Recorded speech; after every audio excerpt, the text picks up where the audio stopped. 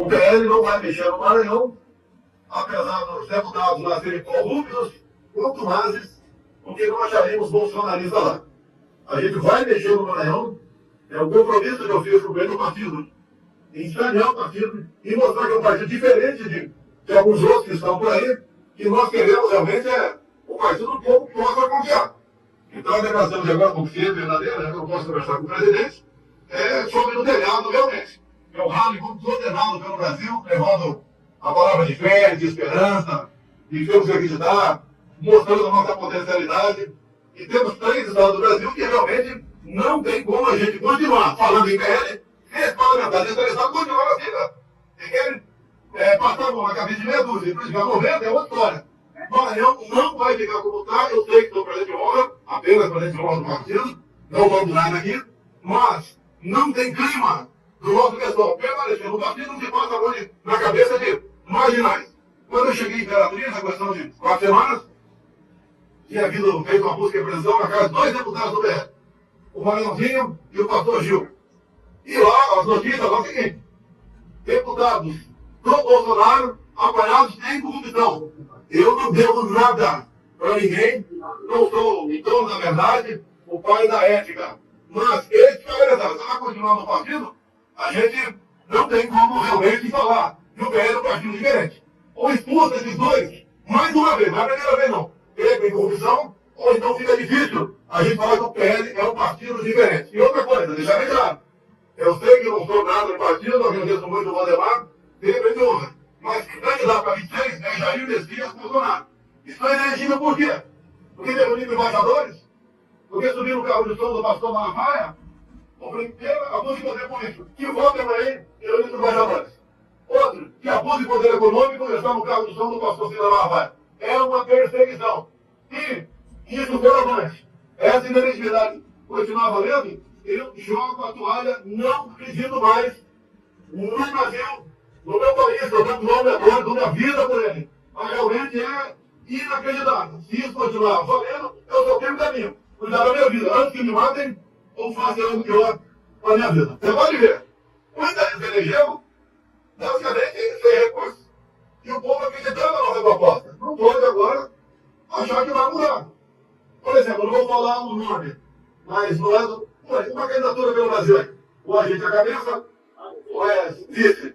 Enquanto passei por lá há poucos dias, uma maravilha. Houve segundo turno. Já deu uma maioria dentro desse partido, que não é o nosso, buscando apoio do PDT para ganhar o segundo turno. É duro você trabalhar dessa maneira. Eu estou falando com vocês. Esses 2 parlamentares, Maranhãozinho, ele é pastor Gil. Não pode ficar no partido. Ponto final. Todos nós estamos sofrendo com isso. Ah, não tem bolsonarista no Maranhão. Tem gente honesta no Maranhão, sim.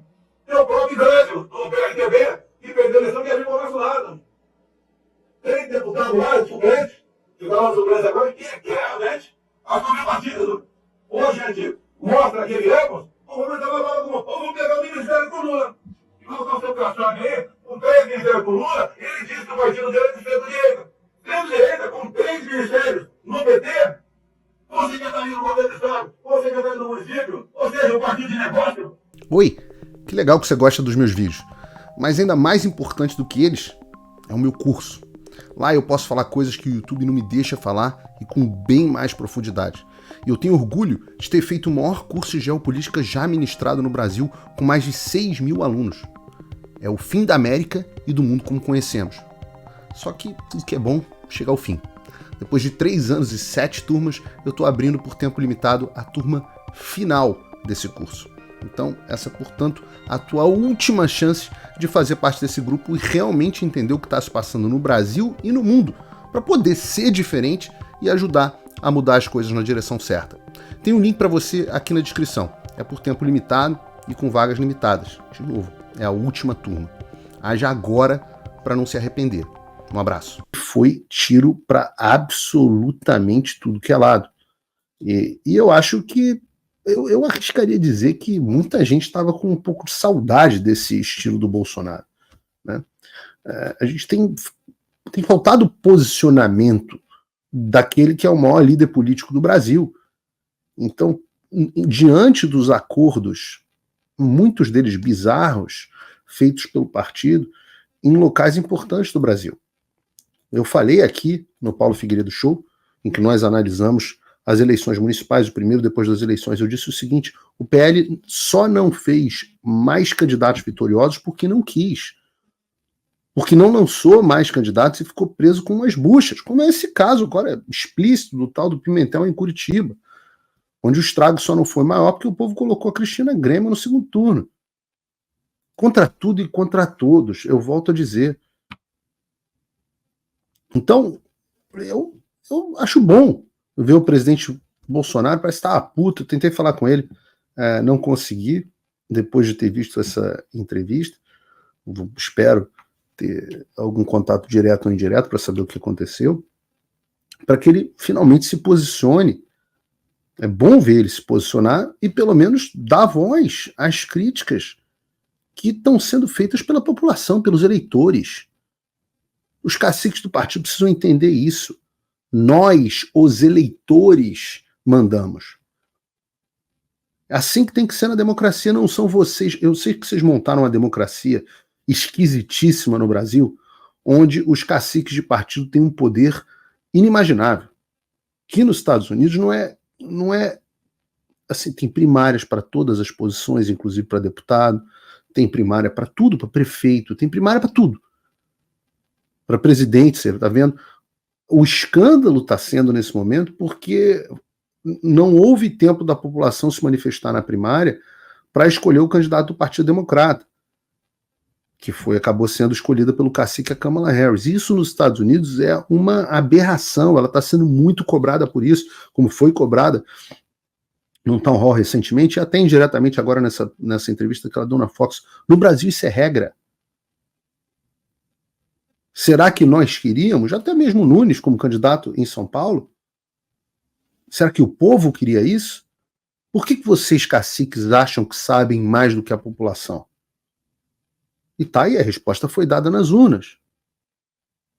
E tem alguns pontos que têm que ser comentados. O primeiro deles é que finalmente o Bolsonaro peitou o Valdemar Costa Neto. Algo que muita gente dizia, não, ele não tem o poder para fazer. Ora, a gente vai discutir isso aqui. Quem é o PL sem Bolsonaro? O partido que saiu do partido pequeno para o maior partido do Brasil, por causa de quem? Por causa do Valdemar? O Bolsonaro afirma categoricamente: vamos mexer no Maranhão porque tem caras lá que são corruptos contumazes. E a justificativa do Valdemar para manter esse pessoal no PL é que não existe bolsonarista no Maranhão, mesmo diante do fato do PL ter se tornado o maior partido do Maranhão justamente depois que o Bolsonaro entrou em cena. E está correto o Bolsonaro. Não tem como manter corrupto e vagabundo no partido enquanto você critica o PT por ter um monte de corrupto e vagabundo no partido deles. Isso é tudo que eles querem. A pasteurização, a homogeneização da política é tudo que eles tentaram fazer com o Bolsonaro. Essa é a narrativa deles. Não, o Lula é ladrão. É verdade, todo mundo sabe que o Lula é ladrão. A gente não pode dizer, né, descondenar, não pode chamar de ladrão. Se o Nicolas chama o Lula de ladrão, dá problema. Mas todo mundo sabe que o Lula é ladrão. Podem me processar, fico guardando a carta rogatória. Agora, eles dizem, mas o Bolsonaro também é ladrão. Olha o partido dele no Maranhão. E se o presidente não fala, fica essa situação. E eu já citei isso aqui inúmeras vezes. Paulo, mas o Bolsonaro não pode fazer nada se o Valdemar não quiser. O Valdemar é o dono do partido. Mas o Bolsonaro não tem esse poder no PL. E o que o Bolsonaro está fazendo é mostrar que ele tem sim o poder, esse poder todo. E o BO está no colo do Valdemar. Porque, e aqui eu cito ipsis literis a palavra do Bolsonaro, abre aspas, não tem clima do nosso pessoal permanecer no partido se passar a mão na cabeça de marginais. Ou seja, o Bolsonaro está dizendo que o Valdemar, ou o Valdemar para de fazer cagada e entregar o PL na mão de um bando de bandido, ou então os deputados alinhados ao Bolsonaro saem do PL. E vocês sabem o que é o PL sem os deputados alinhados ao Bolsonaro? É um zero à esquerda. E pode ter gente que está se perguntando o seguinte, Mas se o Bolsonaro sair do PL, ele vai para onde? Meus amigos, olha, eu diria que tem poucos partidos no Brasil, tirando obviamente os declarados de esquerda, que não aceitaria receber o Bolsonaro. E não é por gostar do Bolsonaro, não, mas sim porque o Bolsonaro, com a quantidade de gente que ele ajuda a eleger, dá para qualquer partido em que ele esteja, passa a ter o maior fundo partidário e eleitoral do país. De novo, é só você ver o que era o PL antes da chegada do Bolsonaro. Eu quero dizer, isso não é um chute do Paulo, quero trazer isso em números para vocês. O antigo PR, né, era o nome do PL, até 2019, elegeu 34 deputados em 2014 e 33 em 2018. Não era nem, tá aqui a lista, não era nem um dos 5 maiores partidos do Congresso. Daí você tem a chegada do Bolsonaro, divisor de águas, e o PL fez simplesmente 99, multiplicou por 3 e fez 99 cadeiras, se tornando o maior partido da Câmara dos Deputados. E você acha que os republicanos do Tarcísio não quer isso? Que o PRTB não quer isso? Ou até o Novo, que faz questão de se diferenciar? Diz que o Novo não quer um Bolsonaro? Então, parabéns ao presidente Bolsonaro por peitar estratégias antiéticas do cacique do partido. E finalmente se portar como ele é. O cabo eleitoral mais poderoso do país, o político mais relevante do Brasil, da história recente do Brasil. O segundo ponto que o Bolsonaro tratou foi sobre a sua inelegibilidade. E nesse sentido ele falou 2 coisas. Primeiro, e essa parte eu realmente gostei, foi um aviso ao Valdemar, claro, de que o candidato em 2026 à presidência da República chama-se Jair Messias Bolsonaro. E não é Ratinho Júnior, não é Romeu Zema, não é Ronaldo Caiado, é Jair Messias Bolsonaro. E eu não me lembro de ter visto o Bolsonaro afirmar isso de forma tão categórica recentemente. Isso levantava suspeitas, até porque o Bolsonaro está tecnicamente inelegível. É um fato. E eu considero muito baixas as chances dele ser de fato candidato com o sistema que está em curso, com os indiciamentos que eu acho que vem em novembro contra ele, as acusações formais pela PGR, o indiciamento que vai acabar vindo no negócio do fajuto, do golpe, não sei lá das quantas. Difícil. Mas se ele afirma que ele é o candidato, ele é o candidato. E eu digo para vocês, eu vou dizer para vocês, para o meu público de forma clara. Se Jair Messias Bolsonaro é o candidato de 2026, Jair Messias Bolsonaro é o meu candidato de 2026. E eu faço questão de ser claro aqui com a minha audiência para não ter surpresa. Eu já falei em outras oportunidades que, não sendo o Jair, eu gosto muito do filho Eduardo. Gostaria muito que ele se colocasse nessa lista de sucessão. Acho muito melhor do que Tarcísio, acho muito melhor do que Zema, Ratinho Júnior, sei lá, quem mais que vocês botem na conta. O meu candidato, não sendo o Jair, é o Eduardo. Mas uma vez que o Jair se coloca claramente como candidato, ele é o meu candidato. Porque é o que reúne as condições para avançar as minhas pautas de forma mais eficiente.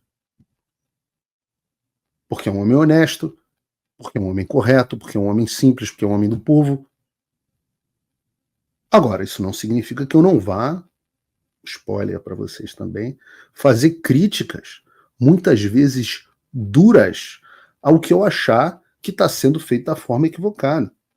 E eu não sou dono da verdade, mas eu sou pago por vocês para dar minha opinião sobre as coisas. E não para fazer propaganda para o governo, para propaganda para um candidato ou para adorar a pílula. Eu não sou governo, não sou partido. Mas eu tenho posição. Eu sou diferente dos jornalistas que você assiste na Globo News, que fingem de isentos e no final são prostitutas, mesmo cabo eleitoral dos políticos de esquerda. Então, volto a dizer, gostei de ouvir categoricamente o Bolsonaro dizer que é candidato. E afirmo que é o meu candidato. Isso precisa ficar claro para todo o resto do partido. Isso precisa ficar claro para todo mundo. O que nos leva ao segundo ponto, que foi algo importante que o presidente disse.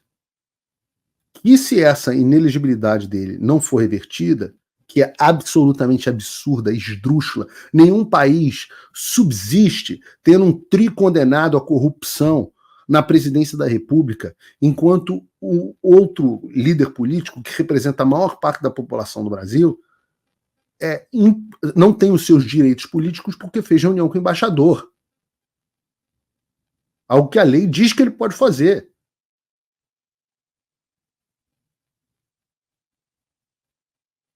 E eu sempre disse para vocês que eu não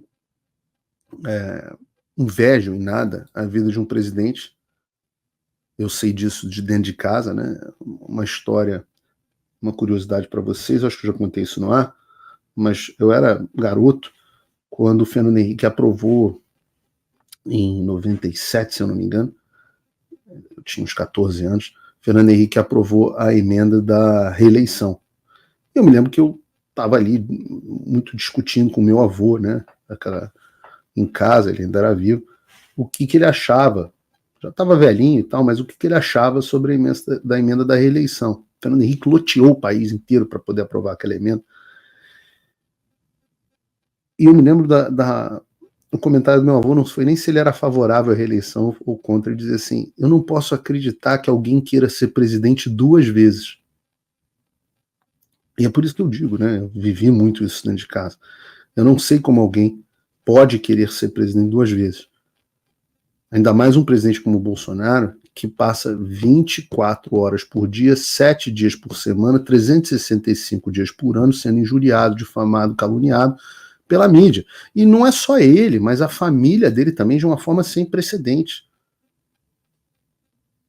Então eu entendo o sentimento do Bolsonaro, ainda que talvez falar isso ao vivo para todo mundo ouvir, talvez não tenha sido a melhor estratégia do mundo. Mas alguém acha agora que se o Alexandre... Alguém acha que agora que o Alexandre sabe que se ele mantiver a elegibilidade do Bolsonaro até 2026, ele tira o Bolsonaro do jogo para sempre? Você acha que ouvindo isso o Alexandre vai recuar? Porque eu digo, não sei se foi a melhor estratégia dizer isso. Não sei.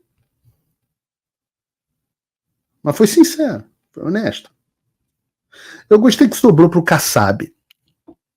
E aqui eu tenho que fazer um outro elogio ao presidente Bolsonaro, porque quando nós começamos a trazer aqui a informação de que o PSD era o partido que impede o Alexandre de sofrer o impeachment, eu disse que figuras importantes precisavam cobrar o Kassab, que é o presidente do partido do Rodrigo Pacheco, é o presidente do partido com o maior número de senadores, que pode tornar amanhã o Alexandre objeto de um processo de impeachment.